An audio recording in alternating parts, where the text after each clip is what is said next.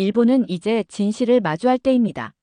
난카이 대지진의 그림자가 짙어지면서 일본은 과거를 숨기고 진실을 외면한 대가를 치를 날만을 기다리고 있습니다. 위안부 문제, 강제징용, 난징 대학살, 역사를 왜곡하며 쌓아올린 일본의 자부심은 자연의 경고 앞에서 속수무책으로 흔들리고 있습니다. 간사이 공항은 점점 가라앉고 후지산은 분화를 예고하며 꿈틀대고 있습니다. 해안에 떠밀려온 대왕 갈치와 악취, 하늘을 가르는 지진광은 다가오는 재앙의 서막에 불과합니다. 하지만 일본 정부는 여전히 우리는 괜찮다는 말만 반복하며 국민들에게 진실을 말하지 않고 있습니다. 난카이 대지진은 단순한 자연재해가 아닙니다. 그것은 일본이 외면해온 진실이 폭발하는 순간이며 역사가 일본에게 내리는 마지막 경고입니다. 일본이 지금이라도 변하지 않는다면 자연과 역사는 가혹한 대가를 요구할 것입니다. 과거를 잊은 민족에게 미래는 없습니다. 이 말은 일본이 살아남기 위해 반드시 새겨야 할 마지막 경고입니다. 라고 말하는 일본 지질학자가 있습니다. 대체 무슨 사연인지 오늘 사연 바로 시작하겠습니다. 저는 타카하시 유토, 일본의 지진학자입니다. 오랜 시간 동안 난카이 해곡의 데이터를 분석하며 다가올 대재앙의 그림자를 감지해왔습니다. 그리고 지난 2025년 1월 13일 미야자키 앞바다에서 발생한 규모 6.9의 지진은 제 모든 경고가 현실로 다가오고 있음을 보여주는 신호였습니다. 휴가나다 해역에서 발생한 지진은 진원의 깊이가 얕았고 흔들림은 미야자키현 북부 평야 지역에서 진도 5약 수준으로 감지되었죠. 진도 5약은 사람이 공포를 느끼기에 충분한 강도입니다. 책장이 흔들리고 가구가 기우뚱거릴 정도의 진동이었어요. 하지만 저에게 더 무서웠던 것은 이 지진이 난카이 대지진과 연결될 가능성이 있다는 점이었습니다.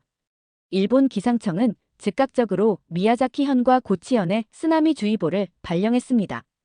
쓰나미의 예상 높이는 1m 정도였지만 이번 지진이 전조에 불과하다는 것을 저는 알 수 있었습니다.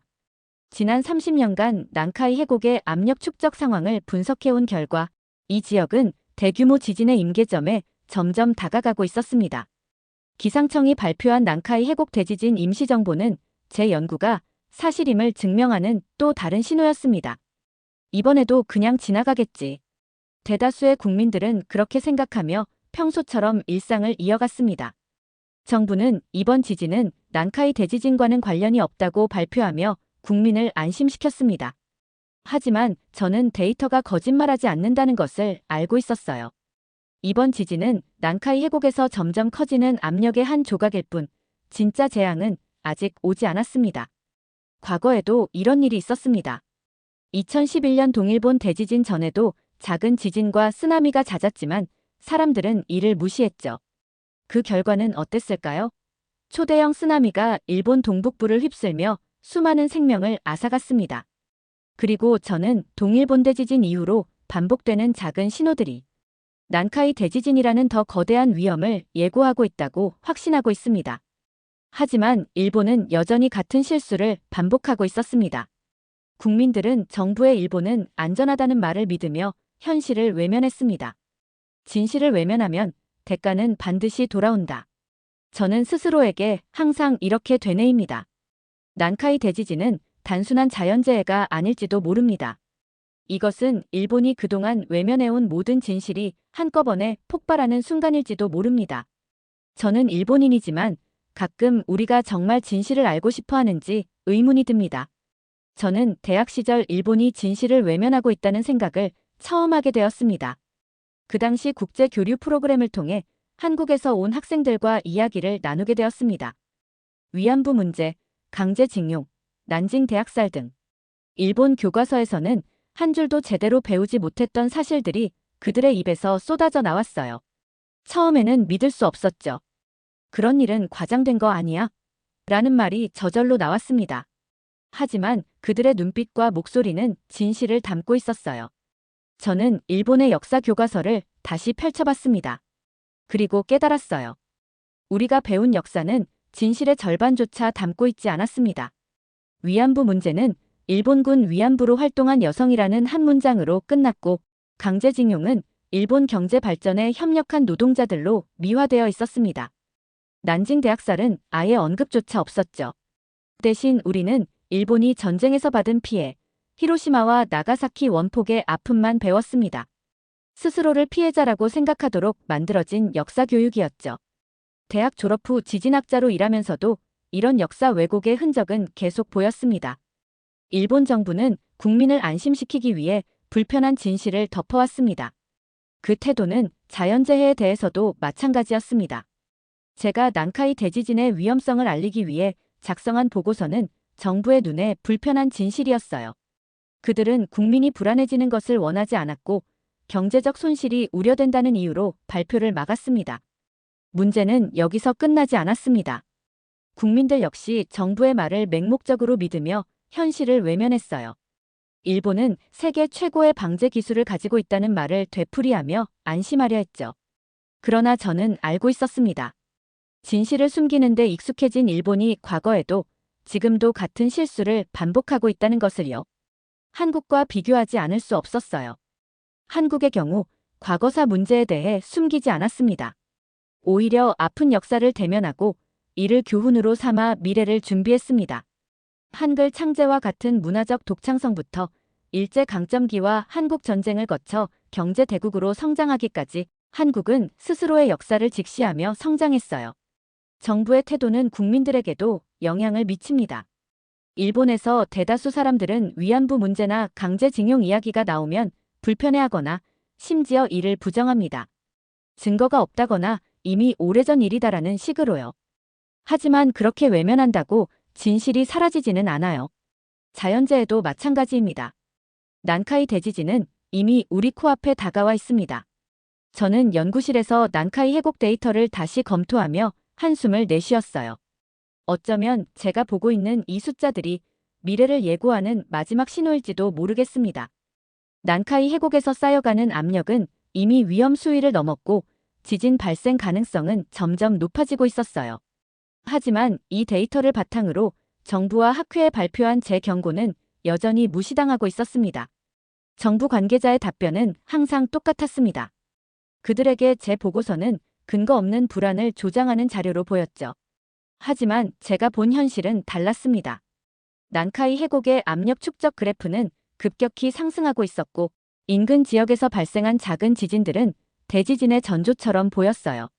난카이 대지진이 발생한다면 일본 남부는 엄청난 피해를 입을 것입니다. 쓰나미가 태평양 연안을 휩쓸고 도로와 철도, 항만은 한순간에 마비되겠죠. 후지산 분화 가능성까지 겹친다면 일본은 회복 불가능한 상황에 빠질지도 모릅니다. 저는 이 시나리오를 정부에 전달했지만 그들은 여전히 침묵했어요. 저는 무력감을 느꼈습니다. 일본은 항상 그랬습니다. 불편한 진실을 덮어두는데 익숙한 나라였어요. 과거사 문제도 자연재해의 위험도 그랬습니다. 국민들은 정부의 말을 믿으며 현실을 외면하고 있었습니다. 하지만 현실은 언제나 우리의 무지를 비웃으며 다가옵니다. 저는 일본의 현재 방제 시스템을 점검하며 또 다른 문제를 발견했습니다. 간사이 공항은 설계 단계에서부터 결함이 있었고 이미 11m나 가라앉았습니다. 유지 보수에 매년 막대한 비용이 투입되고 있지만 근본적인 문제는 해결되지 않았어요. 간사이 공항이 이 정도라면 다른 해안 지역은 어떨까요? 일본의 주요 도시와 공항, 항구 대부분이 해안에 위치해 있습니다. 저는 이 상황에서 어떻게든 경각심을 일깨워야 한다고 생각했어요. 국제학술지에 논문을 제출하고 외국 연구자들과 협력하여 일본 정부가 위험을 공개하도록 압박해야 했습니다. 일본은 혼자 이 위기를 극복할 수 없다는 걸 인정해야 합니다. 최근 인천공항 사례를 연구하며 머리가 멍해지는 기분을 느꼈어요. 한국이 공항을 바다 위에 세웠다는 점은 일본의 간사이 공항과 유사했습니다. 하지만 두 공항의 운명은 극명하게 달랐습니다. 간사이 공항은 개항 이후 11m 이상 가라앉았고 지금도 유지 보수에 천문학적인 비용이 들어가고 있습니다. 반면 인천공항은 바다를 메우고 만든 매립지 위에 세워졌지만 20년 넘게 안정적으로 운영되고 있었어요. 그 차이는 무엇이었을까요? 한국은 영종도와 용유도라는 자연섬 사이를 메워 주변 지형의 안정성을 활용했어요. 또한 매립지 아래에 수만 개의 강관 파이를 설치해 지반을 단단히 고정시켰습니다. 파일을 세로로 늘어놓으면 서울에서 부산까지 왕복할 정도의 길이라고 하더군요. 무엇보다 그들은 예측할 수 있는 모든 문제를 사전에 점검하며 건설을 진행했습니다. 우리가 왜 이런 방식을 도입하지 않았을까? 저는 간사이 공항의 설계 보고서를 다시 열어보며 고개를 저었습니다. 간사이 공항은 연약 지반 위에 얹혀진 인공섬일 뿐이었어요. 그들은 공사 초기부터 지반 침하가 불가피하다는 것을 알았지만 대규모 샌드 드레인 공법만으로 해결하려 했습니다. 그 결과 초기 예상보다 훨씬 빠르게 침하가 진행되었고 부등 침하 문제까지 겹쳐 주요 시설이 심각한 손상을 입었습니다. 일본이 한국보다 뛰어난 기술을 가지고 있다고 믿었는데 그게 아니었나 봅니다. 제 동료 한 명이 인천공항 사례를 분석하며 이렇게 말했을 때 저는 깊은 생각에 빠졌어요. 일본은 기술 강국으로 자부심이 강하지만 그 자부심이 때로는 현실을 직시하지 못하게 만드는 장애물이 될 수 있다는 걸 깨달았습니다. 한국은 기술뿐만 아니라 역사적인 교훈도 바탕으로 삼았습니다. 고려시대부터 갯벌을 매립해 농경지와 마을을 조성했던 경험이 있었던 거죠. 저는 이 이야기를 접하고 놀랐습니다. 1000년 전부터 축적된 지식과 기술이 현대에 적용되었다니요. 간사이 공항의 현실을 보세요. 매년 수천억 엔을 들여 치마를 보수하고 있지만 근본적인 문제는 해결되지 않았습니다. 태풍이나 지진이 발생하면 이 공항이 버틸 수 있을까요?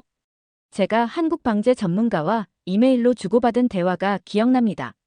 그 전문가는 이렇게 말했습니다. 우리는 절대 같은 실수를 반복하지 않으려고 노력해요. 재난은 반복되지만 대비는 그걸 줄일 수 있습니다. 이 메시지는 제 가슴 깊이 박혔습니다. 일본은 스스로를 최고라고 칭하지만 그 말 뒤에는 교만과 자만심이 자리 잡고 있었습니다. 우리는 실패를 인정하지 않았고 과거를 반성하지 않았습니다. 데이터를 통해 경고를 외치지만 아무도 듣지 않는다. 저는 회의에서 이렇게 말하며 답답함을 호소했어요. 하지만 동료들의 반응은 미적지근했죠. 몇몇은 한국의 사례를 너무 이상적으로 보는 것 아니야? 라고 반문했습니다. 저는 국제학술회의에서 난카이 대지진과 일본의 방재 정책 문제를 발표하며 이 문장을 시작으로 이야기를 풀어나갔습니다. 청중들 대부분은 일본이 지진에 대비한 세계적인 기술을 보유하고 있다는 고정관념을 가지고 있었습니다. 하지만 저는 간사이 공항의 침하 문제, 일본 해안 지역의 부실한 방제 대책 등을 구체적으로 언급하며 그들의 시각에 균열을 일으키기 시작했어요. 발표가 끝나고 한 독일인 지진학자가 저에게 다가와 말했습니다. 일본은 기술 강국이지만 이 발표를 들으니 어쩌면 그것이 일본의 약점일지도 모르겠군요.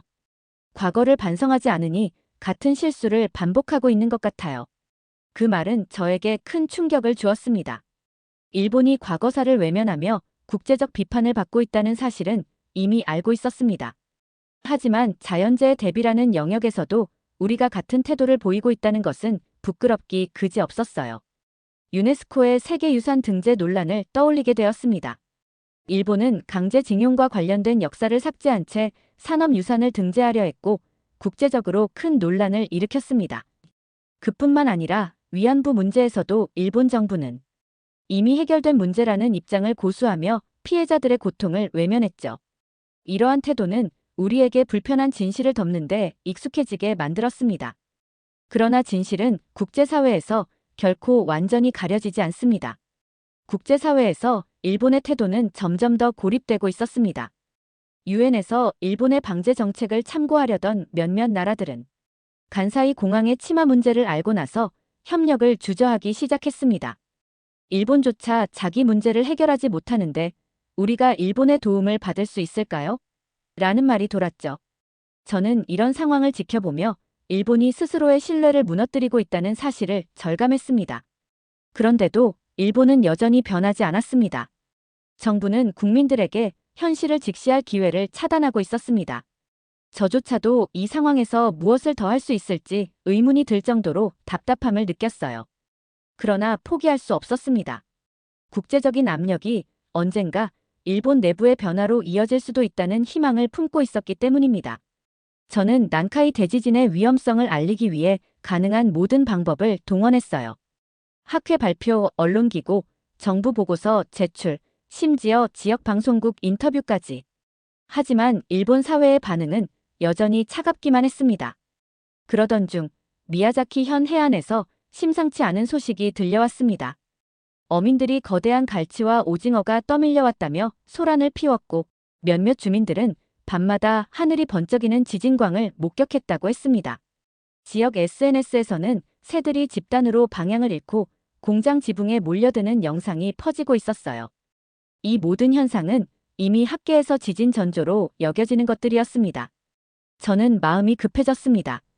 해양 지진 관측 장비가 난카이 해곡의 미세 진동 수치가 급격히 증가한 것을 감지했어요. 이 정도라면 대지진이 언제 터져도 이상하지 않은 상황이었습니다. 저는 긴급 보고서를 작성해 정부에 보냈습니다. 그러나 돌아온 답변은 냉담했습니다. 타카하시 박사, 너무 걱정하지 마십시오. 국민들이 불필요하게 불안해할 수 있습니다. 그들은 경제적 영향과 대중의 심리를 걱정했지만 실제 문제에는 관심이 없어 보였어요. 저로서는 그들의 태도가 도저히 이해되지 않았습니다. 난카이 대지진이 터지면 일본 남부는 초토화될 것이고 경제적 손실은 상상을 초월할 텐데 왜 이런 위험을 외면할까요? 다음 날 한 지역 방송국에서 인터뷰 요청이 들어왔습니다. 난카이 대지진의 위험성을 주제로 전문가 의견을 듣고 싶다는 내용이었어요. 저는 망설임 없이 출연을 결정했습니다. 이 인터뷰는 일본 국민들에게 경각심을 심어줄 기회라고 생각했어요. 인터뷰에서 저는 지금까지의 데이터를 상세히 설명했습니다. 난카이 해곡의 압력은 이미 한계치를 넘어섰습니다. 작은 지진이 계속해서 발생하는 건 대규모 지진의 전조일 가능성이 높습니다. 쓰나미가 일본 남부를 휩쓸 것이고 후지산 분화로 도쿄까지 마비될 수 있습니다. 저의 말이 끝나자 진행자는 살짝 웃으며 이렇게 말했습니다. 박사님, 말씀하시는 시나리오가 상당히 극단적인데요. 그 순간 저는 답답함이 목까지 차오르는 걸 느꼈습니다. 불안을 피하는 게 중요한 게 아닙니다. 대비하는 게 중요합니다. 진실을 직시하지 않으면 우리는 돌이킬 수 없는 대가를 치르게 될 것입니다. 목소리가 떨릴 정도로 절박하게 말했지만 인터뷰는 냉소적인 태도로 끝나고 말았습니다. 일본은 아무리 경고해도 꿈쩍도 하지 않습니다. 어떻게 하면 이런 사회를 바꿀 수 있을까요? 인터뷰 다음 날 한 고등학교에서 강연 요청이 들어왔습니다. 미래 세대에게 난카이 대지진의 위험성과 대비책을 이야기하는 자리였어요. 학생들의 눈빛은 진지했고 몇몇은 저에게 질문을 던지며 적극적으로 참여했습니다. 그중 한 학생이 이렇게 묻더군요. 박사님, 왜 어른들은 이런 위험을 진지하게 받아들이지 않을까요? 저는 잠시 침묵하다가 대답했습니다. 어른들은 때로는 자신들이 틀렸다는 걸 인정하기 어려워합니다. 그러나 여러분은 다를 겁니다. 진실을 외면하지 않는 용기를 가지세요. 그것이 미래를 바꾸는 시작이 될 겁니다. 일본의 어른들은 변화에 둔감했지만 젊은 세대는 다를지도 모릅니다. 제가 할 수 있는 일은 진실을 알리고 그들에게 경각심을 심어주는 것입니다. 강연을 마친 뒤 연구실로 돌아와 다시 한국의 방제 기술 사례를 들여다보았습니다. 자료를 정리할수록 일본과 한국 사이의 격차가 분명해지는 것 같았어요. 한국은 인천공항 건설 전부터 철저한 계획과 준비 과정을 거쳤습니다. 바다를 메우고 그 위에 거대한 공항을 세운 것은 일본의 간사이 공항과 비슷한 발상이었지만 접근 방식은 완전히 달랐습니다. 일본은 기술적 자부심에 의존해 빠르게 공항을 세웠고 초기 성공에 도취되었습니다. 한국은 과거의 실패에서 교훈을 얻었다고 합니다. 한국의 방제 전문가가 보내온 이메일에서 그렇게 말했어요. 저는 그 말을 곱씹으며 과연 일본은 무엇을 배웠는지 생각했습니다. 일본도 과거에 큰 재난을 겪어왔습니다. 1995년 한신 대지진, 2011년 동일본 대지진은 수많은 인명피해와 경제적 손실을 남겼습니다. 하지만 일본 사회는 그러한 재난에서 충분히 교훈을 얻지 못한 것 같았어요. 반면 자료를 통해 본 인천공항은 과거의 홍수와 자연재해를 극복하기 위해 만들어진 한국인의 노력과 결단의 상징이었어요. 수천만 개의 강관 파일을 땅속 깊이 박아 집안을 안정시킨 것, 자연섬을 활용해 매립지의 안정성을 높인 것, 그리고 이 모든 과정에서 발생할 수 있는 문제를 철저히 검토하고 대비한 것. 이런 세세한 준비가 지금의 인천공항을 만든 것이었죠. 며칠 후 한국의 한방제 컨퍼런스에 초청받아 참석하게 되었습니다. 발표를 통해 저는 한국이 얼마나 치밀하게 재난 대비를 준비해왔는지 직접 들을 수 있었습니다. 특히 2011년 동일본 대지진 이후 한국이 자발적으로 방제 기술을 개혁하고 일본 사례에서 교훈을 얻으려 했다는 이야기가 인상 깊었습니다. 우리는 일본의 기술적 성과를 존경하지만 일본이 실패했던 점에서도 배워야 한다고 생각했습니다. 한국 발표자가 이렇게 말했을 때 저는 한 가지 질문이 떠올랐습니다. 왜 일본은 자신들의 실패에서 배우지 못했을까요? 컨퍼런스가 끝난 뒤 저는 한국 발표자와 개인적으로 이야기를 나눴습니다. 일본은 기술적으로 뛰어나지만 과거를 직시하는 데는 약한 것 같습니다. 그는 이렇게 말하며 차분히 웃었습니다. 과거를 숨기면 현재의 문제도 숨기게 되니까요. 재난도 마찬가지입니다. 일본은 기술적인 자부심만으로는 부족하다는 걸 깨달아야 해요. 그의 말은 제가 그동안 느껴왔던 답답함을 정확히 짚어낸 것 같았어요. 저는 일본이 변화할 수 있다는 희망을 놓고 싶지 않았습니다. 비록 정부와 대중이 제 경고를 쉽게 받아들이지 않았지만 제가 만난 몇몇 사람들 사이에서는 작은 변화의 움직임이 보였어요. 강연 이후 한 고등학생이 저에게 이메일을 보냈습니다. 박사님, 저희 세대는 어른들과 다르게 일본이 직면한 문제를 해결하고 싶습니다. 하지만 저희 목소리는 너무 작아서 힘들어요. 그 메시지를 읽고 저는 복잡한 감정을 느꼈습니다. 일본의 젊은 세대는 이미 변화를 원하고 있었습니다. 문제는 그들의 목소리가 기존의 체제 속에서 묻히고 있다는 점이었어요. 그 후로도 몇몇 젊은 학자들이 제게 연락을 해왔습니다. 그들은 일본의 방제 기술과 정책에 대해 토론하고 싶어 했어요. 한 학자는 이렇게 말했습니다. 정부가 위험을 축소 발표하고 국민에게 안심만 시키는 건 시대착오적입니다. 우리는 솔직히 대중과 소통해야 합니다. 그 말에 저는 깊이 공감했습니다. 진실을 외면하지 않는 태도야말로 일본이 앞으로 나아가기 위해 필요한 첫걸음이었어요. 하지만 일본 사회의 변화는 더딜 수밖에 없었습니다. 과거를 덮으려는 정부와 그에 익숙해진 국민들 사이에서 진실을 알리려는 목소리는 여전히 작았습니다. 한 지방 방송국에서 다큐멘터리를 제작하며 저를 인터뷰하러 왔을 때 저는 이런 말을 했어요. 우리가 준비되지 않으면 대재앙이 닥쳤을 때 아무도 우리를 도울 수 없습니다. 방송 후 일부 시청자들로부터 메일이 도착했습니다. 그들은 저의 경고를 듣고 재난 대비 물품을 준비하거나 지역 방제 훈련에 참여하기 시작했다고 했습니다. 이 작은 움직임들은 제게 큰 힘이 되었어요. 일본이 완전히 변하기에는 시간이 걸리겠지만 적어도 몇몇 사람들은 진실을 직시하기 시작한 것 같았습니다. 특히 젊은 세대는 더욱 적극적으로 정보를 찾고 과거의 잘못을 배우려는 태도를 보였어요. 강연과 인터뷰, 보고서를 통해 외치던 경고가 점점 작게 남아 반향을 일으키기 시작했지만 일본 사회 전체의 변화를 이끌기에는 아직 갈 길이 멀었습니다. 저는 하루에도 몇 번씩 회의감에 휩싸였어요. 이대로 계속하는 게 의미가 있을까? 라는 생각이 머릿속에서 떠나지 않았습니다. 하지만 그럴 때마다 제가 만난 젊은 세대와 몇몇 변화를 원하는 동료들이 떠올랐어요. 그들은 희망이었습니다. 이제 제게 남은 과제는 경고를 외치는 데서 그치지 않고 일본이 진정으로 나아가야 할 방향을 제시하는 일이었습니다. 자연재해라는 위협은 우리가 피할 수 없는 현실이지만 그 대처 방식은 우리의 선택에 달려 있었습니다. 저는 한국의 사례에서 그 해답을 찾을 수 있다고 믿었어요. 한국은 과거를 마주하며 성장한 나라였습니다. 과거의 아픈 역사를 숨기거나 왜곡하지 않고 이를 인정하고 직시하며 재난과 도전에 대응해왔습니다. 특히 방제 기술을 발전시키는 과정에서 사회 전체가 협력하는 모습을 보여주었어요. 저는 일본 국민에게 다음과 같은 메시지를 전하고 싶었습니다. 난카이 대지진이 발생한다면 그것은 우리가 외면해온 모든 진실이 한꺼번에 터져 나오는 순간이 될 것입니다. 하지만 그날이 오기 전에 우리는 충분히 대비할 수 있습니다. 진실을 마주하고 서로 협력하며 과거의 교훈을 받아들인다면 말입니다. 이 메시지를 담아 다큐멘터리 대본을 작성하기 시작했습니다.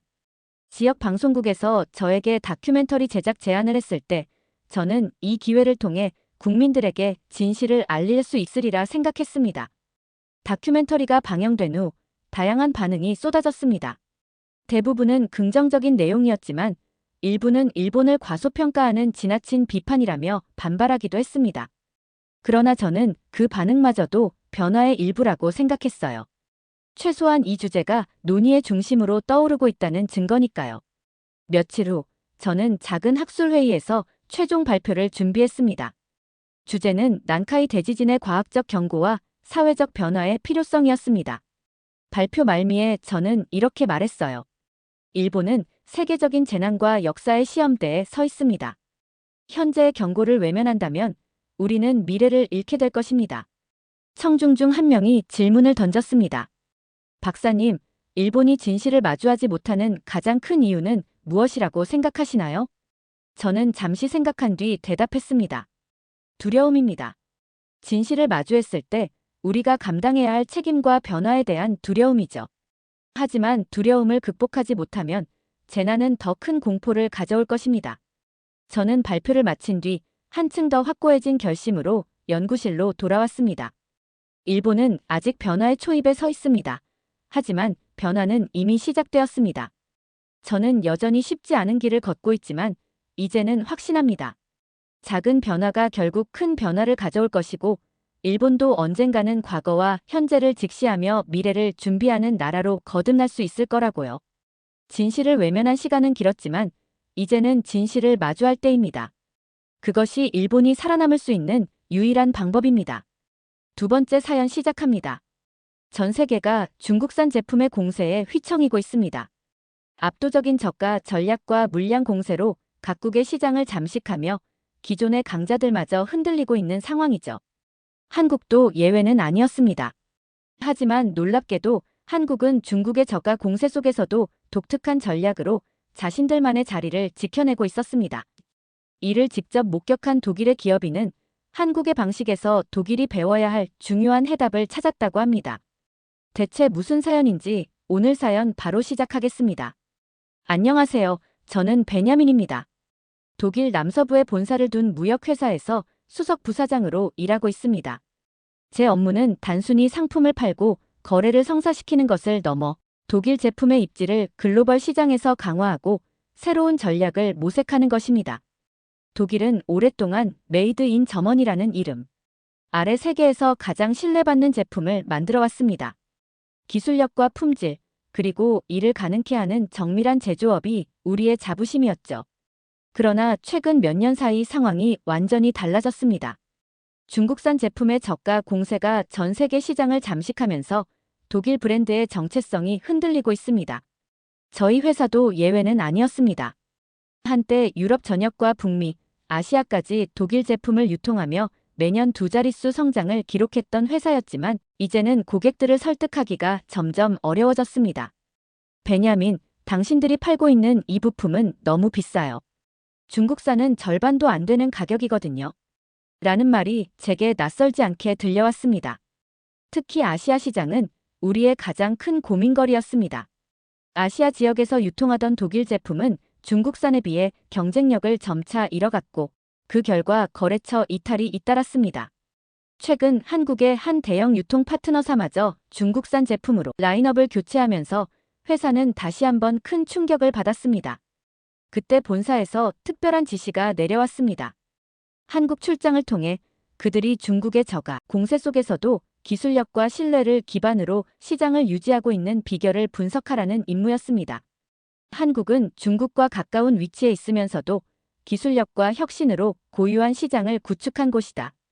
우리는 거기서 배워야 한다. 상사의 말이 머릿속을 맴돌았습니다. 솔직히 저는 회의적이었습니다. 한국이 뭐 얼마나 다를까? 라는 생각을 떨칠 수 없었거든요.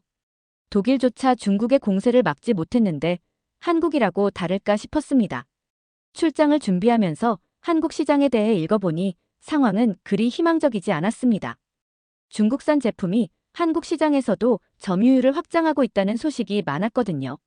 인천공항에 내리자마자 저는 약간의 충격을 받았습니다. 공항부터 모든 것이 너무 깨끗하고 질서정연했어요. 이건 독일 공항과 비교해도 손색이 없네라는 생각이 들더군요. 그리고 무엇보다 빠르고 효율적이었습니다. 입국 심사부터 수화물 찾기까지 모든 과정이 놀랄 정도로 매끄러웠어요. 독일에서 출장을 자주 다니는 저로선 이런 효율성이 꽤 인상적이었습니다.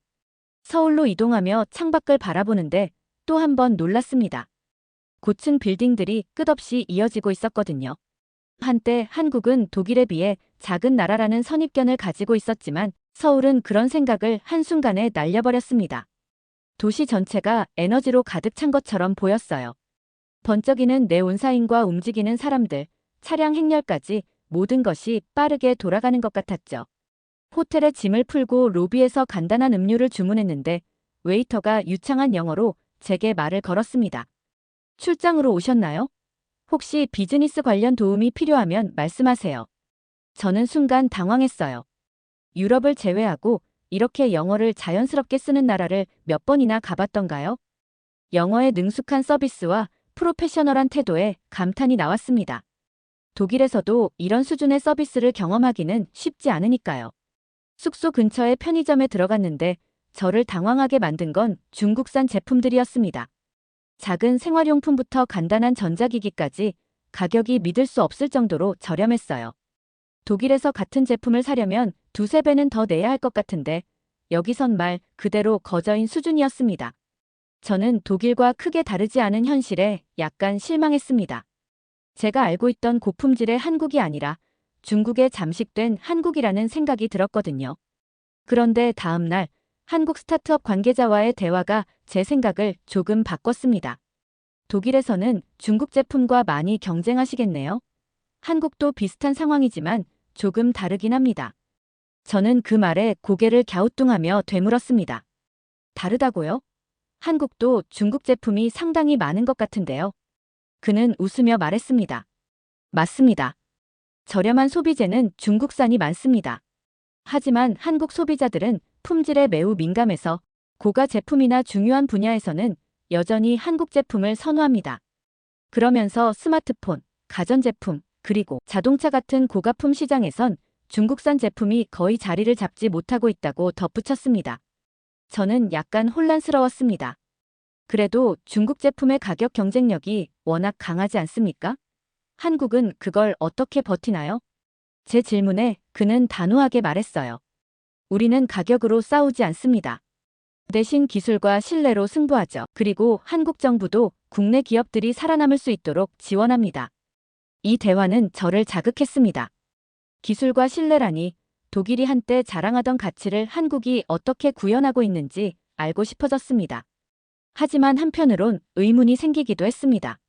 한국의 소비자들이 정말 그렇게 품질을 중시한다면 왜 여전히 중국산 제품이 이렇게 많이 팔리는 걸까? 그날 밤 저는 스마트폰을 꺼내 한국의 소비자 리뷰를 찾아봤습니다. 특히 이커머스 플랫폼에서 판매되는 중국산 제품과 한국산 제품을 비교해보니 흥미로운 점이 있더군요. 저렴한 중국 제품도 잘 팔리긴 했지만 신뢰가 필요한 고가 제품에서는 한국 브랜드의 압도적인 우위를 볼 수 있었습니다. 고객 리뷰에서도 중국산은 가성비는 좋지만 품질이 떨어진다는 이야기가 많았어요. 그때 느꼈습니다. 한국은 겉으로 보이는 것 이상으로 독특한 균형을 가지고 있었습니다. 중국 제품의 가격 매력을 인정하면서도 중요한 제품군에서는 절대 품질을 타협하지 않는다는 점에서요. 한국 소비자들의 까다로운 눈이 어떻게 국내 기업을 보호하고 있는지 조금씩 이해가 되기 시작했습니다.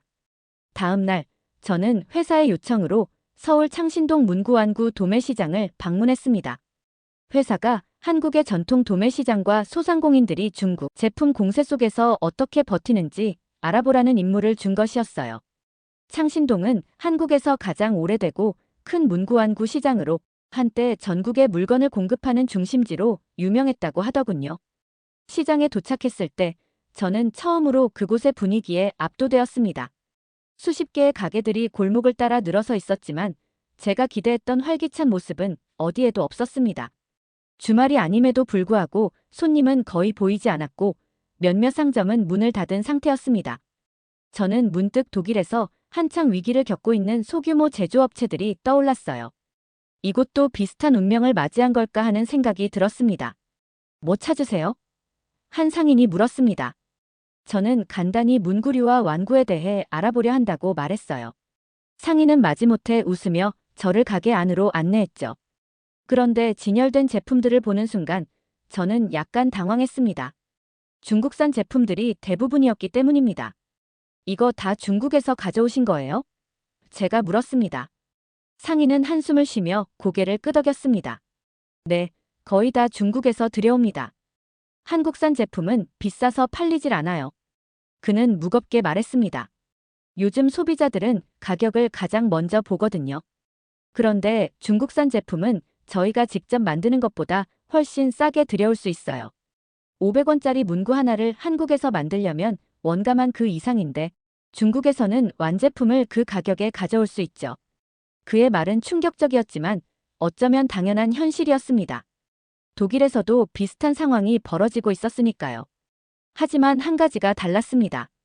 상인은 여전히 한국 제품에 대한 자부심을 가지고 있었습니다. 그는 책상 밑에서 작은 플라스틱 완구를 하나 꺼내더니 말했습니다. 이건 우리가 직접 만든 거예요. 비싸서 많이는 못 팔지만 품질만큼은 중국산과 비교할 수 없죠. 저는 그 작은 완구를 살펴보았습니다. 보기에는 단순해 보였지만 마감 처리나 내구성이 확실히 달랐습니다. 그러나 상인은 그것을 자랑스러워하면서도 우울한 표정을 지었습니다.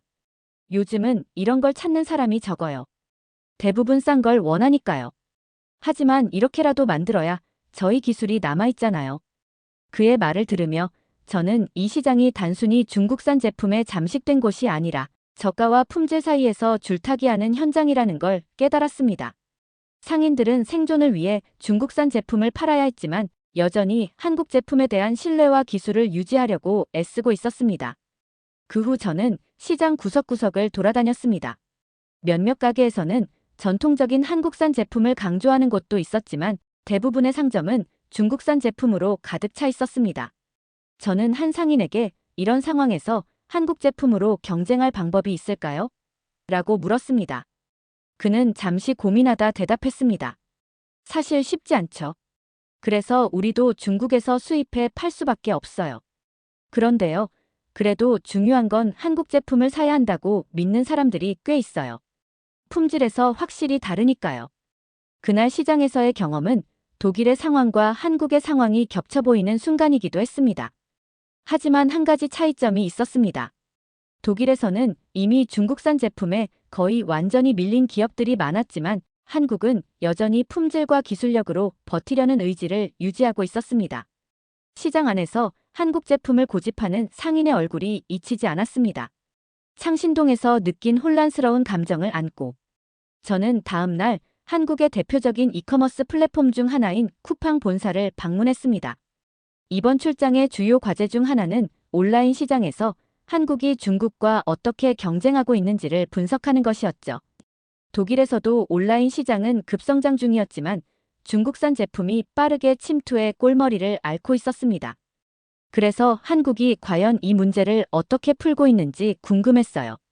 쿠팡 본사에 도착하자 회사 직원이 반갑게 저를 맞아주며 투어를 안내했습니다. 베냐민님, 쿠팡은 단순히 물건을 파는 플랫폼이 아닙니다. 우리는 소비자의 신뢰를 사고 그 신뢰를 기반으로 성장하는 기업입니다. 그녀의 첫마디는 제 호기심을 자극하기 충분했습니다. 가장 먼저 눈에 띈 건 물류 시스템이었습니다. 쿠팡의 강점은 바로 로켓 배송이라는 초고속 배송 서비스에 있다고 했습니다. 주문 후 몇 시간 안에 고객의 문 앞에 상품을 놓는 것이 목표입니다. 직원이 자랑스럽게 설명했습니다. 저도 독일에서 아마존 프라임 서비스를 써본 적이 있었지만 쿠팡의 속도는 그 이상이라고 느껴졌어요. 중국 제품들도 이 시스템에 많이 포함되나요? 제가 질문하자 그녀는 고개를 끄덕였습니다. 네, 하지만 차이가 있습니다. 쿠팡은 중국산 제품을 판매하더라도 고객의 신뢰를 훼손하지 않도록 철저히 검증된 제품만 취급합니다. 그녀는 이어서 고객 리뷰나 상품 평가가 낮은 제품은 플랫폼에서 금방 도태됩니다. 결국 고객들은 자연스럽게 한국 브랜드를 더 신뢰하게 되죠. 라고 설명했어요. 제가 실제로 쿠팡 플랫폼을 살펴보니 흥미로운 점이 하나 보였습니다. 저가형 제품 중에는 중국산이 많았지만 고급 전자제품, 가전제품, 그리고 프리미엄 카테고리에서는 한국산 제품이 압도적으로 우위를 점하고 있었습니다. 이렇게 고가 제품에서 한국 브랜드가 강세를 보이는 이유가 뭘까요? 제가 묻자 직원은 웃으며 답했습니다. 한국 소비자들은 품질을 매우 중요하게 생각합니다. 중국산이 가격 경쟁력은 뛰어나지만 품질이나 내구성에서 문제가 많다고 느끼죠. 그래서 신뢰가 필요한 고가 제품에서는 한국산 제품을 선호합니다. 쿠팡 직원은 한국 소비자들이 품질을 중시한다며 리뷰와 평가 시스템이 상품의 생존 여부를 결정짓는 중요한 요소라고 설명했습니다. 가격만으로 선택한 제품은 결국 소비자의 신뢰를 얻지 못해 자연스럽게 도태됩니다. 이 말에서 한국의 독특한 소비 문화를 엿볼 수 있었습니다. 품질 문제로 인해 환불 요청이 많았던 중국산 제품은 플랫폼에서 자연스럽게 퇴출되는 구조였죠. 이건 한국 소비자들만의 독특한 특징입니다. 가격보다는 가치를 중시하죠. 직원의 말은 다시 한번 제 고정관념을 흔들었습니다. 투어의 마지막, 저는 쿠팡의 창고를 직접 볼 수 있었습니다. 거대한 자동화 설비와 빠른 분류 시스템은 마치 하나의 살아있는 생물처럼 움직이고 있었습니다. 이게 가능했던 이유는 무엇일까요? 라는 질문에 직원은 잠시 멈췄다가 이렇게 답했습니다. 한국은 작은 나라입니다. 하지만 이 작은 시장 안에서 빠르고 효율적으로 움직여야만 살아남을 수 있었죠. 우리는 중국과 같은 초저가 전략 대신 신속성과 품질로 승부합니다. 호텔로 돌아오는 길, 저는 쿠팡 앱을 직접 다운받아 몇 가지 상품을 살펴봤습니다. 놀라웠던 건 상품 정보와 리뷰가 얼마나 투명하게 공개되어 있는지였어요. 한국 소비자들은 제품에 대해 매우 솔직하게 평가했고 그 평가가 곧 상품의 생존 여부를 결정하는 중요한 요소가 된다는 것을 느낄 수 있었습니다. 한국에서의 5번째 일정은 배터리 제조 공장과 반도체 연구소를 방문하는 날이었습니다.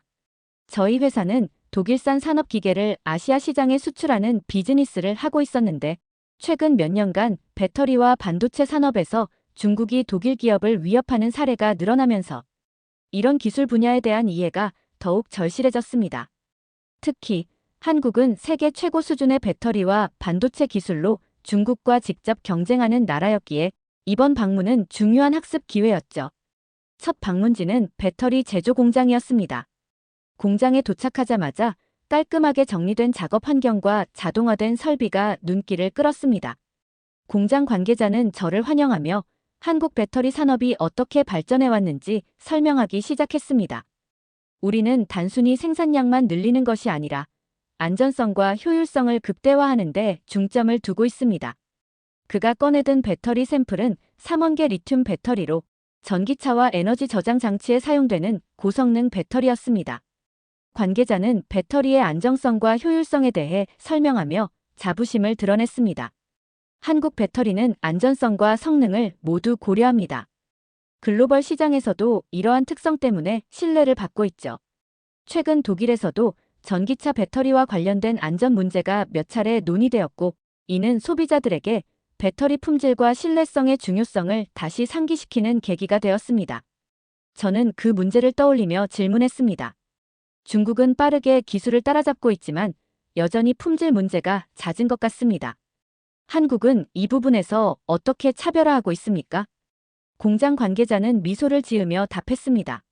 중국은 저렴한 배터리를 대량으로 생산하지만 안전성과 품질이 충분히 검증되지 않은 경우가 많습니다. 우리는 다릅니다. 한국 배터리는 신뢰를 기반으로 만들어집니다. 테슬라 같은 글로벌 기업이 우리 배터리를 사용하는 이유도 바로 이 점이죠. 그의 설명은 설득력이 있었습니다.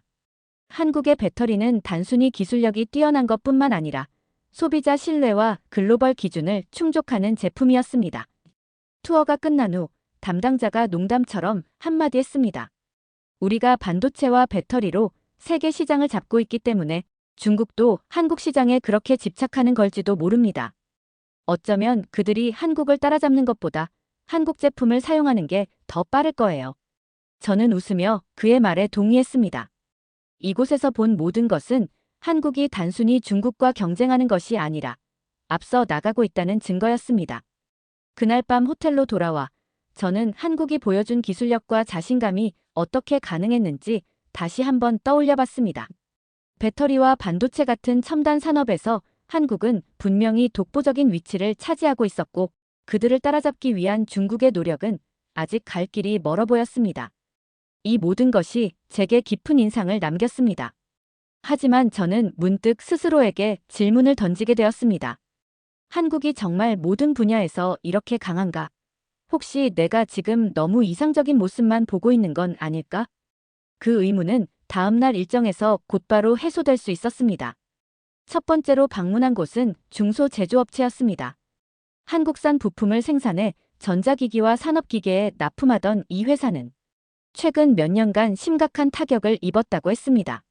중국산 제품은 너무 싸요. 우리는 같은 품질의 제품을 만들더라도 원가 경쟁에서 이길 수 없습니다. 공장 관계자는 한숨을 쉬며 말했습니다.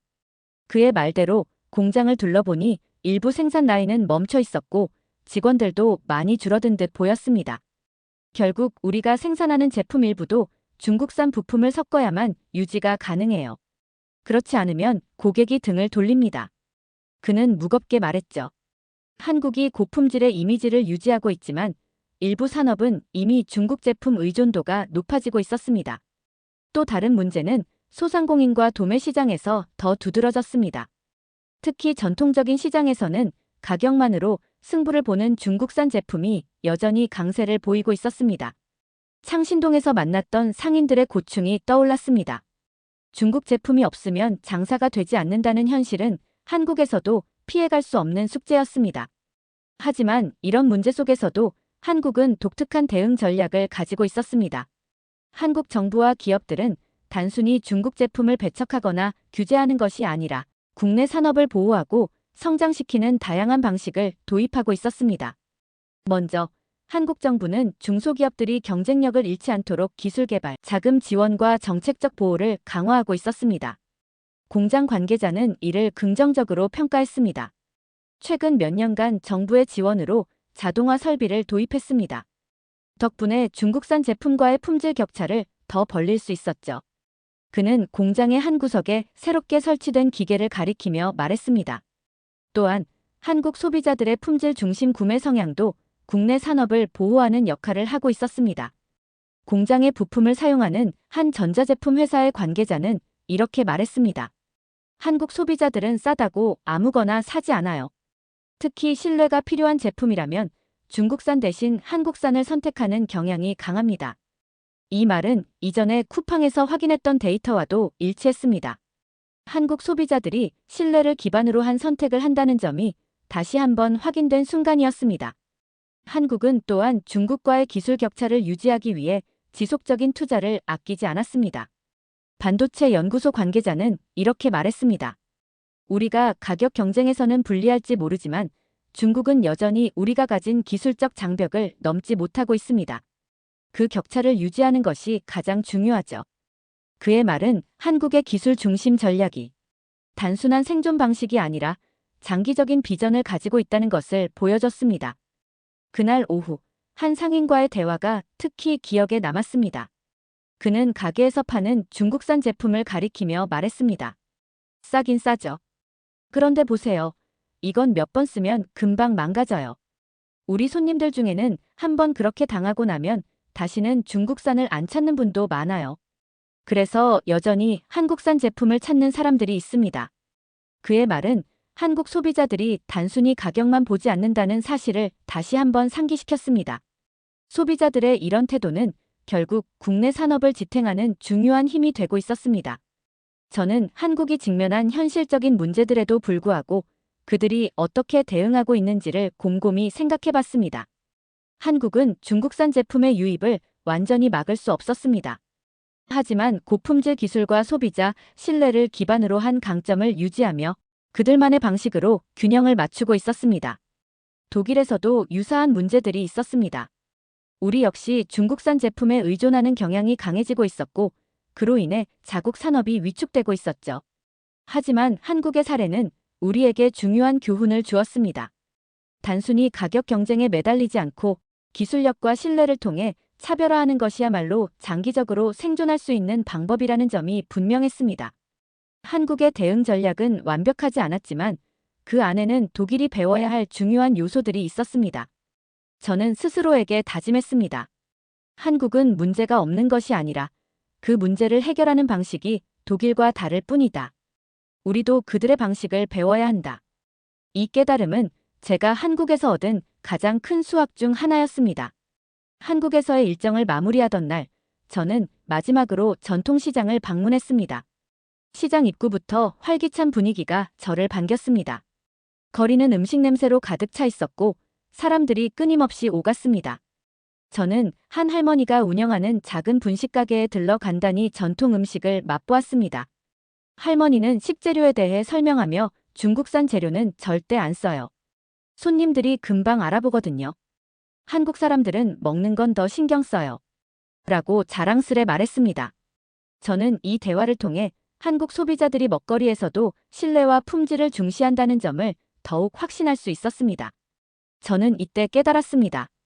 독일에서도 많은 소상공인들이 중국산 제품에 밀려 어려움을 겪고 있지만 가치와 정성을 전달하는 방식으로 소비자와 연결된다면 충분히 경쟁력을 유지할 수 있을 거라고 느껴졌습니다. 한국에서의 마지막 밤, 저는 호텔방 창문 너머로 펼쳐진 서울의 야경을 바라보며 지난 며칠 동안의 일정을 떠올렸습니다. 이 출장의 목적은 단순히 중국산 저가 제품의 공세 속에서 한국이 어떻게 살아남고 있는지 분석하는 것이었습니다. 하지만 제게는 그것 이상이었습니다. 한국은 단순히 버티고 있는 나라가 아니었습니다. 그들은 자신들만의 철학과 방식으로 중국과의 경쟁에서 승리하고 있는 모습을 보여주고 있었습니다. 이튿날 비행기에 오르면서 저는 독일에 돌아가면 상사와 동료들에게 어떻게 이 경험을 전달할지 고민했습니다. 제가 직접 본 한국의 사례는 단순한 참고 자료가 아니라 독일이 새롭게 방향을 잡아야 할 실질적인 해법이었습니다. 독일로 돌아오자마자 출장 보고서를 준비하기 시작했습니다. 보고서의 첫 문장은 이렇게 시작되었습니다. 한국은 단순히 가격 경쟁에 끌려가는 나라가 아니다. 그들은 품질, 신뢰 그리고 독창성을 바탕으로 자신들만의 방식을 만들어가고 있다. 회의에서 저는 한국의 사례를 상세히 설명했습니다. 한국은 중국산 제품이 압도적으로 저렴하다는 사실을 인정합니다. 하지만 그들은 싸움의 무대를 바꾸는데 성공했습니다. 단순히 가격으로 맞서기보다는 품질과 신뢰로 승부하며 중국이 넘볼 수 없는 영역을 만들어가고 있습니다. 저는 이어서 한국에서 직접 보고 들은 사례들을 구체적으로 나열했습니다. 한국 정부는 기술 혁신과 중소기업 지원을 통해 기업들이 단순히 생존하는 수준을 넘어설 수 있도록 돕고 있습니다. 그들은 중소기업과 대기업 모두가 기술력을 강화해 시장에서 차별화되도록 지원합니다. 독일도 이런 협력 모델을 참고할 필요가 있습니다. 한국 소비자들은 단순히 가격이 저렴하다고 해서 구매하지 않습니다. 그들은 품질과 신뢰를 중시하며 특히 고가 제품에서는 절대적으로 한국산을 선호합니다. 이런 소비자들의 태도가 한국 기업들에게 품질 중심의 생태계를 유지할 수 있는 기반이 되고 있습니다. 배터리와 반도체 같은 핵심 산업에서 한국은 이미 세계적 리더입니다. 중국산 제품이 저렴한 가격으로 시장을 점령하려 해도 한국의 기술력과 안전성은 따라잡기 어렵습니다. 독일도 고품질 기술을 통해 이런 차별화를 다시 만들어야 합니다. 제 보고를 듣던 직원들은 처음에는 반신반의하는 표정을 지었습니다. 특히 중국산 제품의 가격 공세를 무시할 수 있느냐는 의문이 나왔습니다. 하지만 저는 이렇게 답했습니다. 한국도 처음엔 비슷한 고민을 했습니다. 하지만 그들은 자신들만의 방식을 찾아냈습니다. 독일이 우리의 강점을 살리려면 단순히 중국산 제품과 같은 선상에서 싸우는 대신 우리만의 독창적이고 고품질의 전략으로 시장을 재편해야 합니다. 한국은 그걸 해냈고 우리도 할 수 있습니다. 회의가 끝난 후 몇몇 직원들이 다가와 질문을 했습니다. 한국에서도 중국산 제품에 의존하는 부분이 있다면서요? 그런데도 그들은 어떻게 산업 전반에서 이런 경쟁력을 유지하고 있죠? 저는 이렇게 대답했습니다. 한국은 완벽하지 않습니다. 일부 분야에서 중국산 부품이나 저가 제품에 의존하는 건 사실입니다. 하지만 그들은 중요한 시장에서는 결코 품질을 타협하지 않습니다. 배터리, 반도체, 전자제품 같은 핵심 산업에서는 독보적인 신뢰와 기술력을 유지하고 있죠. 우리 회사도 그런 우위를 만들어야 합니다. 저는 한국에서의 경험이 제게 얼마나 큰 영향을 주었는지 다시 한번 실감했습니다. 한국은 단순히 중국과 경쟁하는 것이 아니라 그들만의 방식으로 경쟁의 무대를 바꾸고 있었습니다. 그날 밤 집으로 돌아와 저는 아내에게 출장 이야기를 들려주며 이렇게 말했습니다. 이 출장은 단순한 업무가 아니었어. 한국에서의 시간은 나와 우리 회사에 커다란 교훈을 안겨줬고 앞으로 우리가 나아가야 할 방향을 깨닫게 해줬어. 우리도 한국처럼 신뢰와 품질로 승부한다면 충분히 다시 일어설 수 있을 거야. 한국에서의 일정을 통해 저는 단순히 하나의 산업 전략을 배운 것이 아니라 장기적인 비전과 철학을 깨달았습니다. 한국에서 배운 방식은 우리가 새로운 방향성을 찾는데 중요한 영감을 주었습니다. 이를 바탕으로 품질 중심의 신뢰 캠페인을 유럽 시장에서 시작하고 세부 전략을 직원들과 함께 구체화할 계획입니다. 그리고 그 여정은 제가 한국에서 배운 교훈들로부터 시작될 것입니다. 오늘 사연이 재미있으셨다면 구독과 좋아요, 알림 설정까지 부탁드립니다. 더 재미있는 사연으로 돌아오겠습니다. 이상 감동탐험이었습니다.